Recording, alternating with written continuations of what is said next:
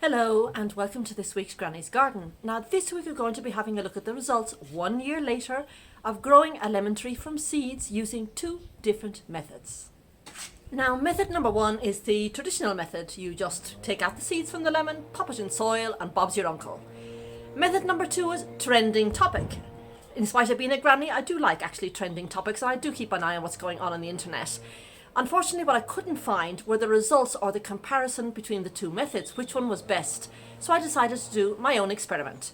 And exactly 1 year, almost to the day today, I set about planting lemon seeds bought from a local supermarket into different pots. Method one, method two, traditional versus trending topic. So to start the experiment, I'd gone to my local supermarket, the little village supermarket, there's only one, and I got lemons from the same little batch, the same little basket, and I'd taken them home. On the same day, exact same day, I started both methods. So method one took about 5 minutes, literally fill up a pot, poke a hole 1 inch deep, pop a seed in, cover it in and water it. End of story. Method number two, slightly more complex. You had to peel the outer husk off the seed, then wrap it up in damp kitchen paper, put it inside a freezer bag, zip it so no air gets in, and then put it in a dark place for 10 days. Then after 10 days, I took it out and put again method one and method two side by side.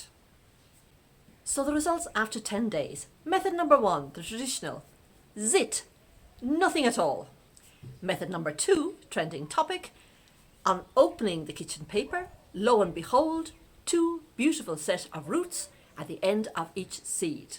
So, very carefully, I made a little well, put it into potting soil and covered it up so as not to damage that delicate root system, and then set about waiting again for a further 4 weeks.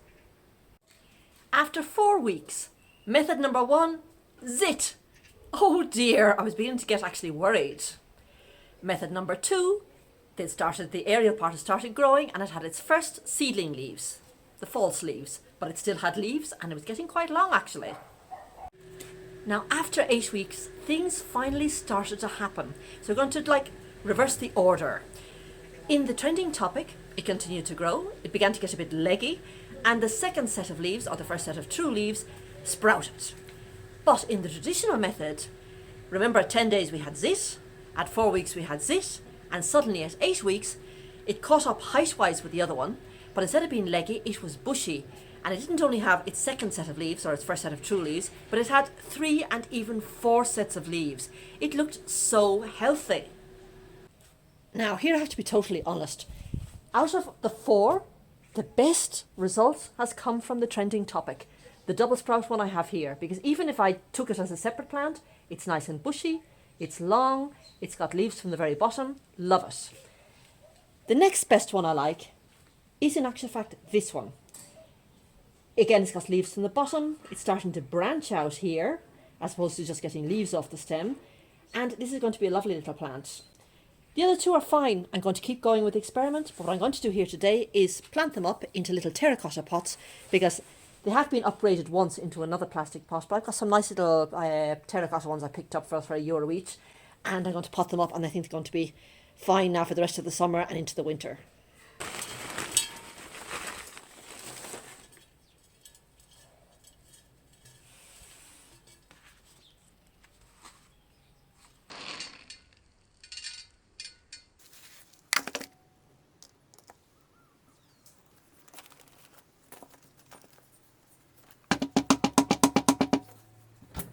Well, that's number one done, so that's 1 down and 3 to go.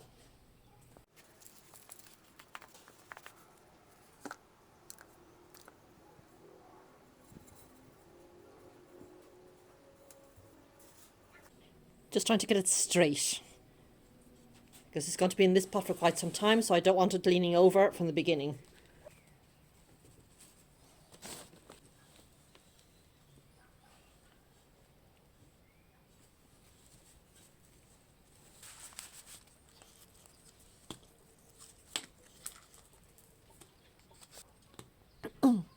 That's interesting. The traditional method has got less of a root system on it.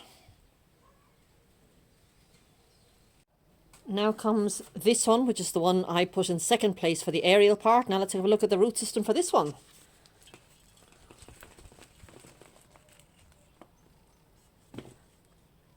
Okay, definitely got a better root system than its brother, or sister if you want to call it, but still less than the trending topic one.